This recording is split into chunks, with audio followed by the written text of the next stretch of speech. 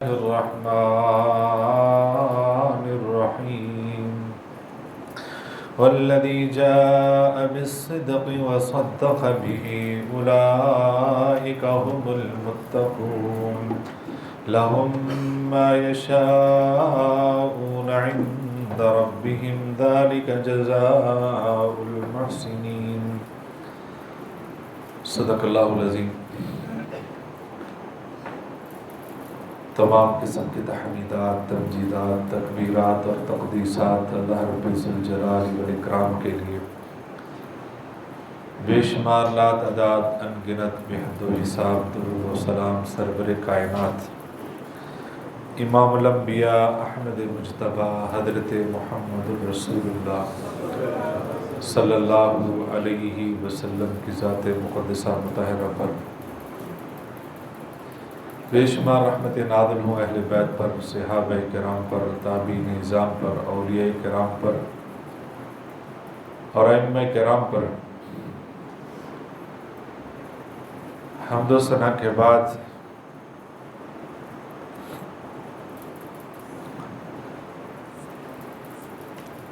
جماعتی سطح پر ایک پروگرام پورے فیصل آباد میں آپ احباب نے دیکھا ہوگا، سیرت الرسول صلی اللہ علیہ وسلم کے حوالے سے، کیونکہ لوگوں کا رجحان جو کہ نہیں ہونا چاہیے صرف ربیع الاول میں ہی سیرت کی طرف جاتا ہے، رجحان یہ ہونا چاہیے کہ ہر دن، ہر لمحہ سیرت الرسول صلی اللہ علیہ وسلم سے وابستگی، اس سے محبت، اس کو جانچنا، اس کو جاننا، اس پر عمل کرنا، یہ مسلمان کا ایک طرز زندگی ہونا چاہیے۔ بہرحال لوگوں کے رجحان کی وجہ سے انہوں نے بھی ایک پوری سٹی میں کہ دل سے کریں قبول سیرت الرسول صلی اللہ علیہ وسلم، اس حوالے سے ایک پروگرام تشکیل دیا ہے۔ شہر فیصل آباد میں خطبات بھی اسی حوالے سے دیے جائیں۔ اسی پروگرام کے تحت آج کا جو موضوع ہے وہ ہے نبی صلی اللہ علیہ وسلم کی بات پر یقین۔ یہ جو یقین ہے یہ انسان کو عمل پر ابھارتا بھی ہے، عمل سے روکتا بھی ہے۔ یقین ہی انسان کی اور پھر مسلمان کی سب سے بڑی دولت ہے۔ یقین کا دوسرا نام ایمان ہے۔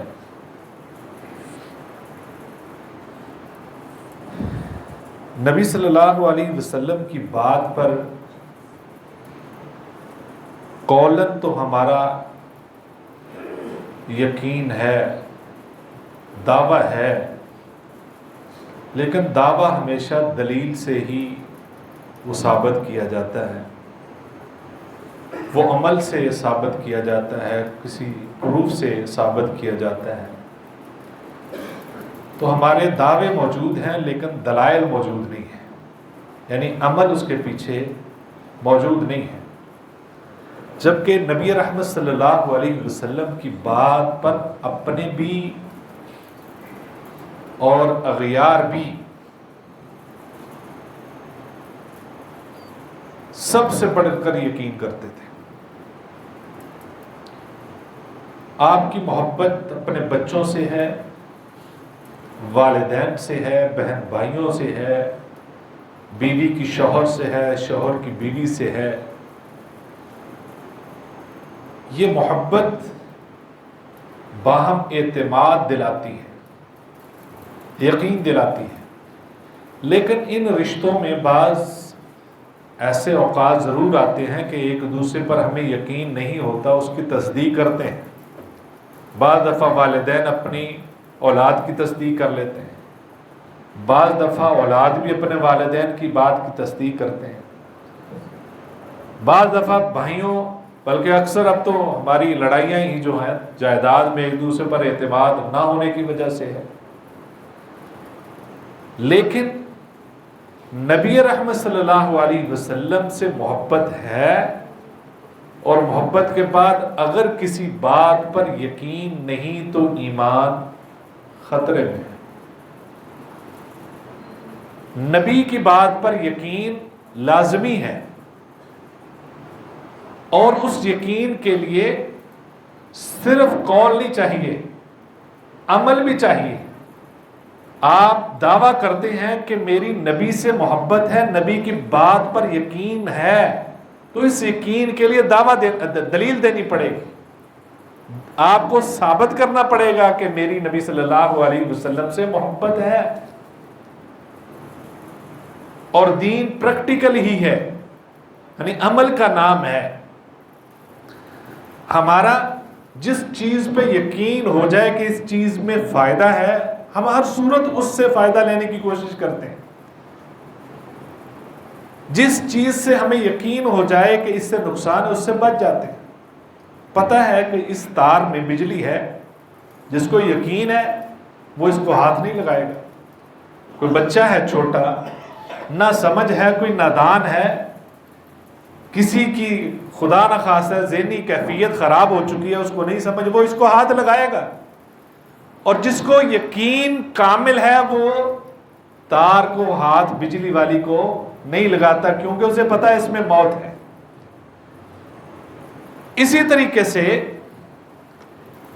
جس کو یہ پتہ ہے کہ پنکھے کا بٹن آن کرنے سے ہوا ملتی ہے، گرمی کے موسم میں اسے ضرور چلائے گا، اس سے فائدہ لے گا۔ اور بے شمار ایسی باتیں جس سے اسے یقین ہے، اس سے فائدہ حاصل کرنے کی کوشش کرتا ہے۔ اور آپ قربان جائیے نبی رحمت صلی اللہ علیہ وسلم کی لیڈرشپ پہ، آپ ہمارے رہبر و رہنما ہے۔ دنیا کا کوئی بھی رہبر، دنیا کا کوئی لیڈر یا گھر کا کوئی بڑا، کوئی ایسا کردار ادا نہیں کر سکتا، پیش نہیں کر سکتا، کیونکہ کسی نہ کسی لیڈر کو، کسی نہ کسی بڑے کو جب سسٹم چلانا ہوتا ہے، کہیں نہ کہیں اس کو دو نمبری کرنی پڑتی ہے۔ وہ کسی کے ساتھ ناانصافی ضرور کر جاتا ہے۔ گھر کا بڑا ہے تو کسی کے ساتھ محبت زیادہ ہے، کسی سے کم ہے۔ قوم کا بڑا ہے، کسی پارٹی کو خوش کرنا چاہتا ہے، کسی ایم پی اے کو خوش کرنا چاہتا ہے، کسی کو نہیں کرنا چاہتا، اور اس کو خوش کرنے کے کرتے کرتے ہی کئیوں کا نقصان کر جاتے ہیں۔ لہذا کوئی بھی لیڈر ایسا نہیں کہ جس نے کسی نہ کسی کا نقصان نہ کیا ہو۔ فائدہ کرتے کرتے کسی نہ کسی کی طرف جھول اس کا ہو ہی جاتا ہے۔ نبی صلی اللہ علیہ وسلم کی مبارک زندگی سے آپ ایک ایسا لمحہ بھی نہیں نکال سکتے کہ کسی کے ساتھ ناانصافی کی ہو۔ اس سے بڑھ کر کوئی معتبر زندگی ہو سکتی ہے؟ کوئی ایک لمحہ بھی نہیں کہ جس کے ساتھ ناانصافی کی ہو۔ اگر کسی نے ناانصافی کا دعویٰ کر دیا ہے تو نبی صلی اللہ علیہ وسلم نے فوراً ثابت کر دیا ہے کہ یہ یہاں مسئلہ کیا ہے۔ کسی کو کوئی غلط فہمی ہوئی ہے کہیں، وہ غلط فہمی تھی، ناانصافی نہیں تھی۔ نبی رحمت صلی اللہ علیہ وسلم نے اس کو دور کر دیا ہے۔ تو ایسی شخصیت، ایسی معتبر زندگی، ایسی مکمل زندگی، وہ ہمارے لیے آئیڈیل ہے۔ وہی ہمارے لیے زندگی جو ہے وہ مشعل راہ ہے، وہی ہمیں نجات عطا کر سکتی ہے ہر جہان میں، زندگی کے ہر موڑ میں نہیں، صرف ہر جہان میں وہ آپ کو نجات عطا کرے گی۔ وہ زندگی رحمت کائنات صلی اللہ علیہ وسلم، حضرت محمد صلی اللہ علیہ وسلم کی۔ اور آپ کی بات پر یقین، پہلے میں ایک دو مثالیں وہ دیتا ہوں کہ جو مسلمان نہیں تھے اور آپ کے معاشرے میں رہنے والے تھے، ان کو آپ کی بات پر کتنا یقین تھا۔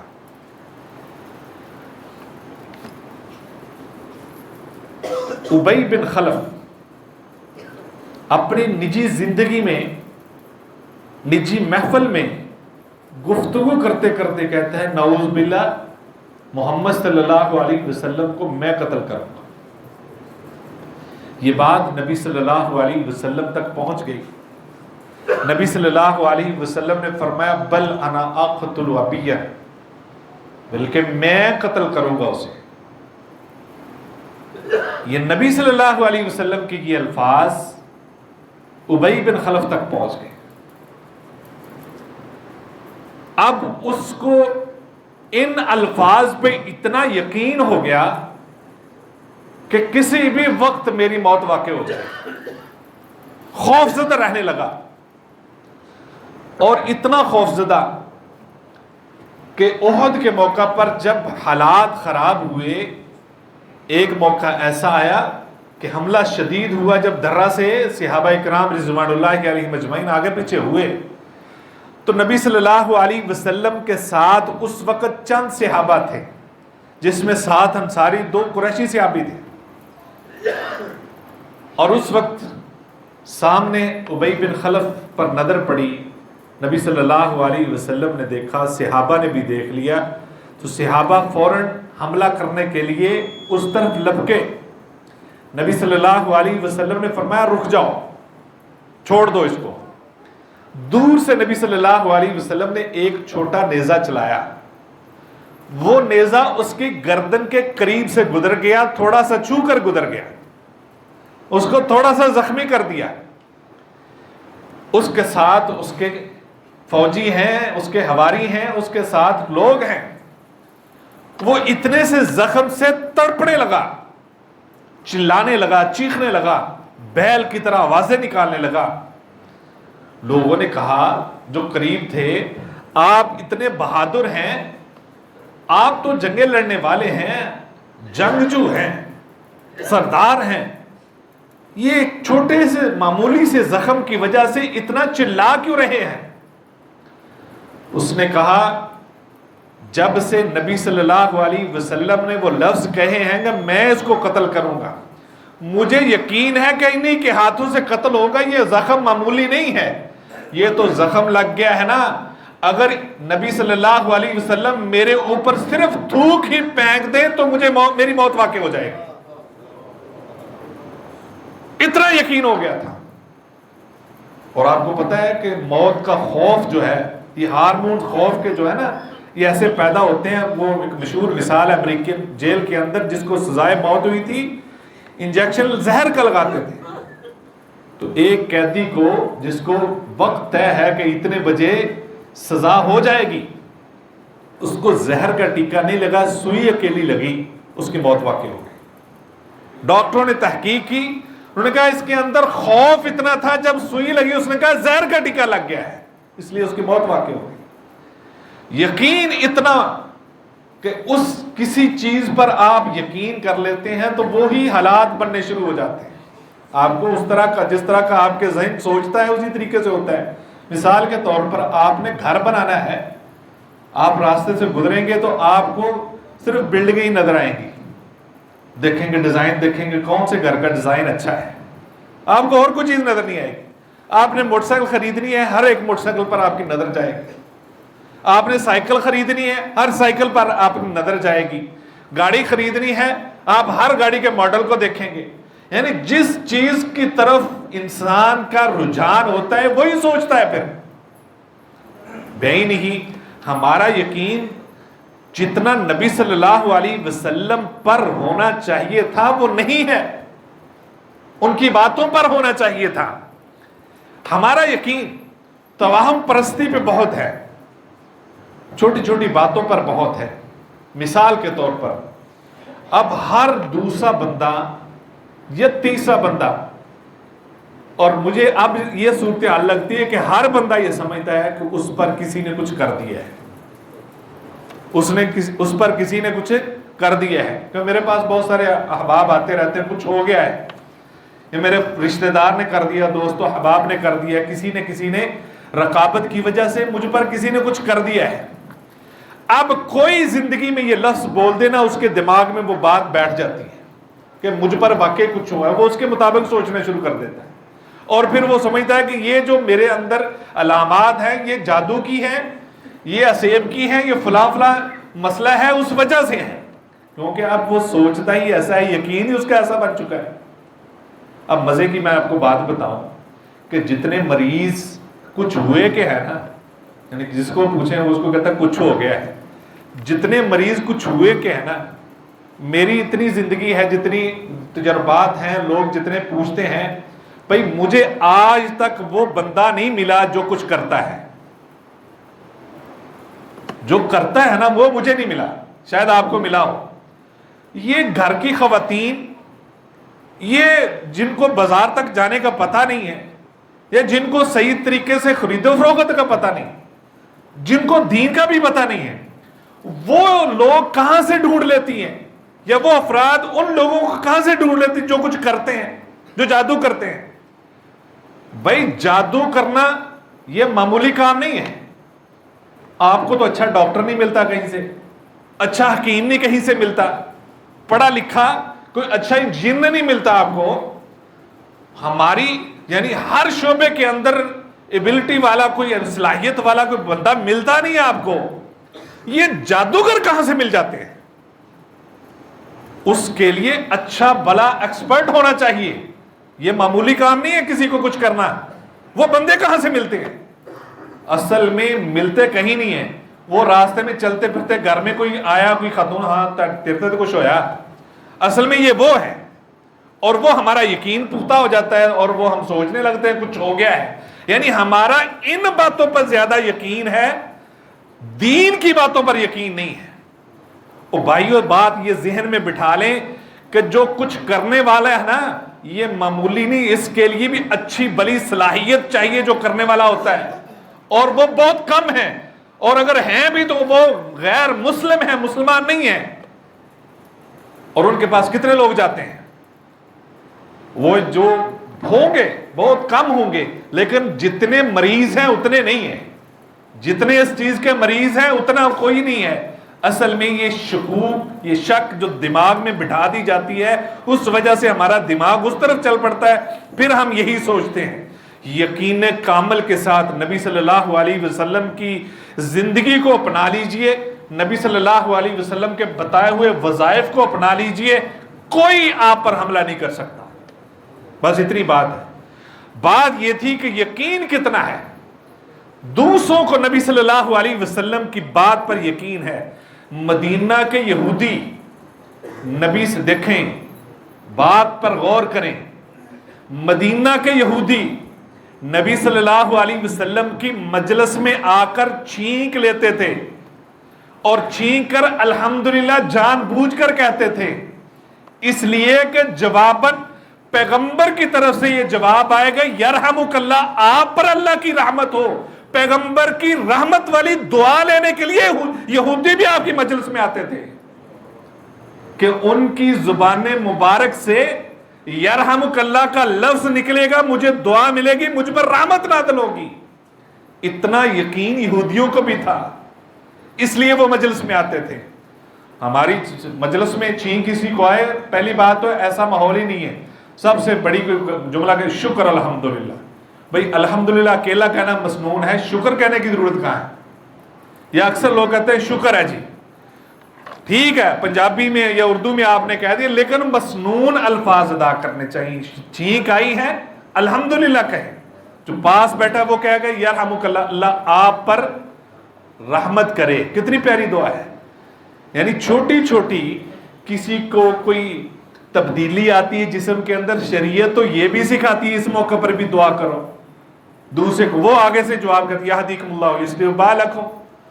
کتنی پیاری یہ شریعت ہے۔ تو یہ یقین ان کو ہے، ہمیں نہیں ہے۔ عتبہ، اس کو نبی صلی اللہ علیہ وسلم نے یہ بد دعا تھی اللہم سلط علیہ قلبا، کہ جب اس نے انتہا کر دی، میں تفصیلات میں نہیں جاتا، نبی صلی اللہ علیہ وسلم نے کہا اللہ اس پر جنگل کے کتوں میں سے ایک کتا جو ہے وہ مسلط کر دے۔ اس بات کے بعد ہمیشہ وہ خوف زدہ رہا، سفر میں جا رہا ہے اور پڑاؤ ڈالا ہے، ہر طرف سیکورٹی ہے، پھر بھی یقین تھا کہ یہ مجھے الفاظ کہے گئے ہیں، میری موت ایسے ہی واقع ہوگی۔ اس نے بالکل درمیان میں سویا، ہر طرف لوگوں کو دور تک لوگ ہی لوگ ہیں، اور وہ سو گیا۔ اس دوران جنگل کا شیر آیا، صرف اسی کو پکڑ کر اس نے چیر پھاڑ کر دیا۔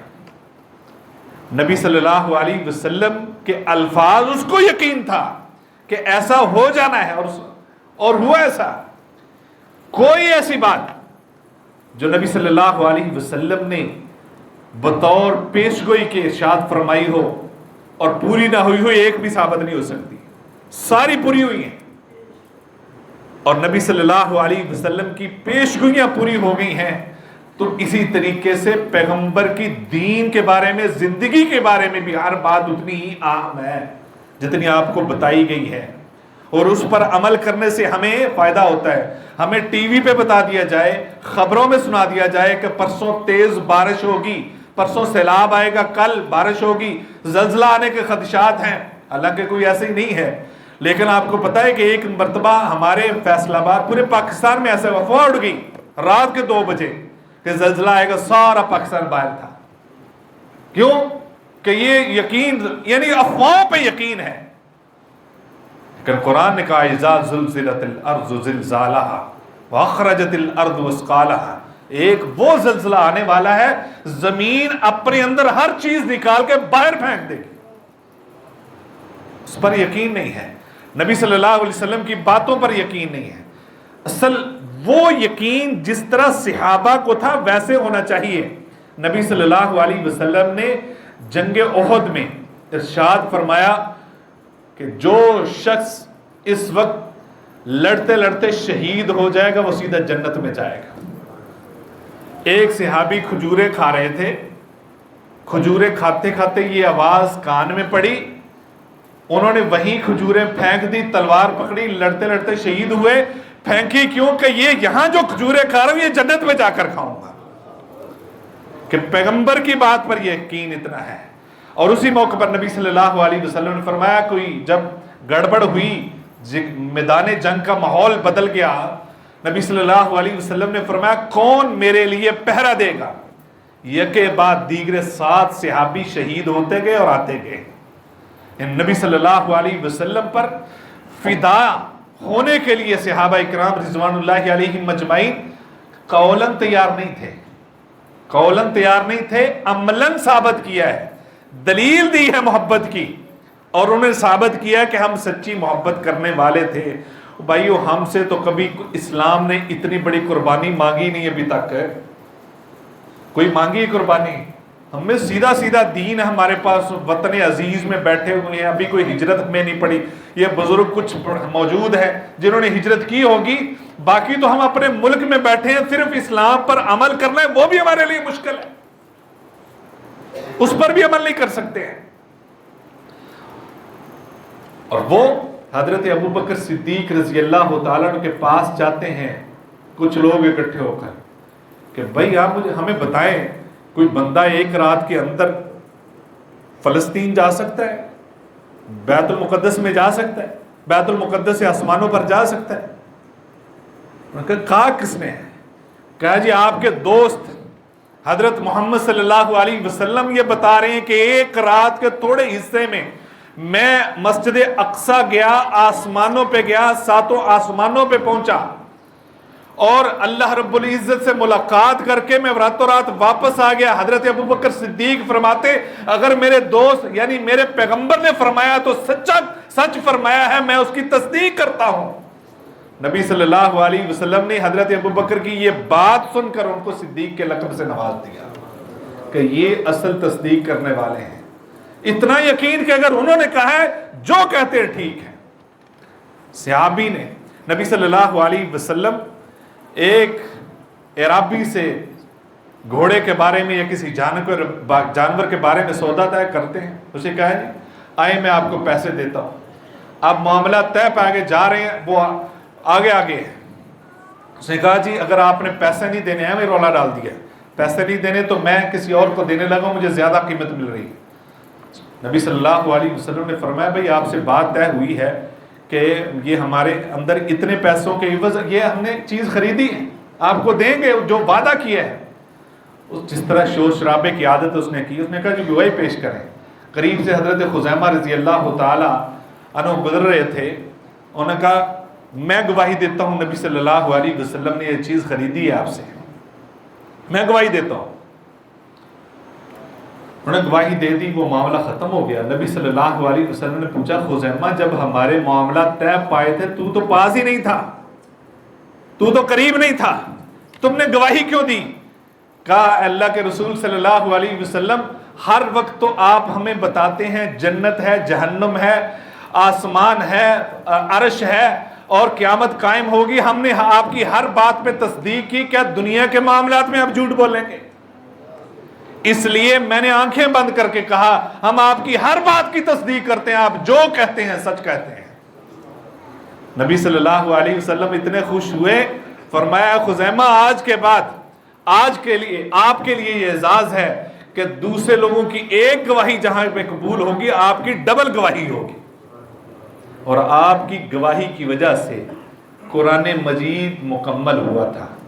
ایک آیت رہ گئی تھی قرآن مجید میں، کیونکہ ایک اصول بنایا تھا کہ ہر صحابی جس کے پاس کوئی آیت ہے وہ 2 گواہ پیش کرے گا، پھر اس کو قرآن میں ہم شامل کریں گے. ایک آیت پہ آ کر ایک ہی گواہ تھے، وہ آیت تھی حضرت خزیمہ کے پاس، اور اس لیے صحابہ نے کہا نبی صلی اللہ علیہ وسلم نے ان کی گواہی 2 کے برابر کی ہے، وہ کام قرآن مجید میں آئی، ان کی ڈبل گواہی قرآن مجید میں کام آئی کہ یہ پیغمبر کی تصدیق کرنے والے، پیغمبر کے لیے ہر چیز قربان کرنے والے، اور انہوں نے نہیں دیکھا اور بات پہ اتنا یقین، آخری وقت تک ان کو یقین رہتا تھا. حضرت ابو ذر غفاری رضی اللہ تعالیٰ عنہ درویش صحابی جنہیں کہا جاتا ہے، نبی صلی اللہ علیہ وسلم نے فرمایا، ان کو بتایا کہ آپ کی جو موت واقع ہوگی ایک صحرا میں ہوگی، ایک قافلہ آپ کو دفن کفن کا آپ کا بندوبست کرے گا. حالات بدلتے رہے زندگی کے نشیب و فراز سے گزرتے گزرتے آخر حضرت عثمان غنی رضی اللہ تعالیٰ عنہ کے مشاورت سے مدینہ کے قریب ایک علاقے میں آپ رہائش پذیر ہو گئے، اور وہاں پہ صرف آپ کی اہلیہ اور آپ ہیں. شدید بیمار ہوئے، بیماری کی حالت میں اہلیہ کہتی ہے کہ اگر آپ فوت ہو جاتے ہیں کون آپ کے کفن دفن کا بندوبست کرے گا؟ تو انہوں نے کہا آپ فکر نہیں کریں، ایک قافلہ آئے گا اور وہ قافلہ میری تدفین میری تکفین کا سارا بندوبست کرے گا، تمہیں فکر مند ہونے کی ضرورت نہیں. کہتی اس طرف تو کوئی قافلہ گزرتا ہی نہیں ہے، یہ تو راستہ ہی نہیں ہے. کہا نبی صلی اللہ علیہ وسلم کی بات کبھی بھی غلط نہیں ہو سکتی، یہ پیغمبر کا فرمان ہے، مجھے یہ یاد ہے. اور نبی صلی اللہ علیہ وسلم نے فرمایا تھا جاؤ دیکھو کوئی قافلہ آ رہا ہوگا. وہ جاتی دیکھ کر واپس آ جاتی، پھر بھیجتے کو دیکھو قافلہ آ رہا ہوگا، اور اسی دوران ان کی وفات ہو جاتی ہے. پھر وہ ادھر ادھر دیکھتی ہیں، جتنے میں ایک قافلہ نظر آیا، اور اس قافلے کے سربراہ حضرت عبداللہ بن مسعود رضی اللہ تعالیٰ عنہ تھے. اہلیہ نے کہا کہ حضرت ابو ذر غفاری کی وفات ہو گئی ہے، اس کی تدفین اس کی تکفین کے لیے بندوبست کرنے والا کوئی نہیں. حضرت عبداللہ بن مسعود رضی اللہ تعالیٰ عنہ زاروں قطار رونے لگ جاتے ہیں. کہا میں نے نبی صلی اللہ علیہ وسلم سے سنا تھا کہ آپ کی وفات صحرا میں ہوگی اور اس کو ایک قافلہ دفن کرے گا، اور قافلہ پہنچ چکا ہے. یعنی 2 دفعہ تصدیق ہو گئی کہ نبی صلی اللہ علیہ وسلم جو فرماتے ہیں اس کے مطابق ہوتا ہے، اور انہوں نے پھر وہاں پہ دفن کیا. نبی صلی اللہ علیہ وسلم کے صحابہ تصدیق نہیں چاہتے تھے، یہ تو بعد میں بہت ساری تصدیقات بھی ہوئی ہیں، لیکن وہ تو پہلی بات سنتے تھے، یقین کر لیتے تھے، جو سنتے تھے اس پر مان لیتے تھے. حضرت سعد بن عبادہ رضی اللہ تعالیٰ عنہ جب غزوہ بدر کے موقع پر نبی صلی اللہ علیہ وسلم نے مشورہ کیا، صحابہ سے اکٹھا کر کے پوچھا، حضرت ابو بکر صدیق رضی اللہ تعالیٰ عنہ کھڑے ہوئے، ہم یہ کر دیں گے وہ کر دیں گے، مشورہ دیا ایسا کرنا چاہیے ایسا کرنا چاہیے. حضرت عمر فاروق رضی اللہ تعالیٰ عنہ کھڑے ہوئے، انہیں مشورہ دیا. نبی صلی اللہ علیہ وسلم نے چہرہ مبارک موڑ لیا، یعنی اس مشورے کو اتنی اہمیت نہیں دی جتنی دینی چاہیے تھی. یعنی اس طرح نبی صلی اللہ علیہ وسلم معلوم ہوا صحابہ کچھ اور چاہتے ہیں. حضرت سعد بن عبادہ رضی اللہ تعالیٰ عنہ کھڑے ہوئے کہا اللہ کے حضور صلی اللہ علیہ وسلم مجھے لگتا ہے آپ انصاریوں کی حمایت چاہتے ہیں، اے ہمارے پیغمبر آپ اٹھیے، ہم آپ کے ساتھ ہیں اور آپ کے لیے لڑیں گے، اگر آپ حکم دیں گے ہم سمندروں میں کود جائیں گے، اگر آپ حکم کریں گے برق الغماد کی پہاڑیوں سے ہم اپنے گھوڑے جو ہیں وہ لڑا دیں گے، ان سے ٹکرا دیں گے، آپ اٹھیے ہم آپ کے ساتھ ہیں۔ نبی صلی اللہ علیہ وسلم یہ بات سن کر چہرہ خوشی سے تمتما اٹھا کہ یہ جذبہ اور صحابہ کے اندر اطاعت اور فرما برداری کا یہ جذبہ دیکھ کر نبی صلی اللہ علیہ وسلم فوراً جو ہے وہ خوش ہوتے ہیں۔ اصل خوشی نبی صلی اللہ علیہ وسلم کو وہ ہے کہ آپ کا مشن اپنایا جائے۔